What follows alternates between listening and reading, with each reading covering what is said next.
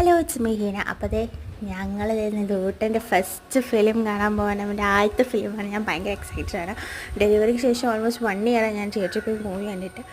അങ്ങനെ അതിൻ്റെ ഒരു എക്സൈറ്റ്മെൻറ്റും ഉണ്ട്. പിന്നെ അവൻ ഇരിക്കുമല്ലോ എന്നറിയില്ല. ഞങ്ങൾ ഫോറം മാളിലെ PVRലാണ് വന്നിരിക്കുന്നത്. വലിയ തിയേറ്ററാണ്, ഭയങ്കര സ്പേഷ്യസ് ആണ്, കാണാൻ നല്ലൊരു ലുക്കുമാണ്.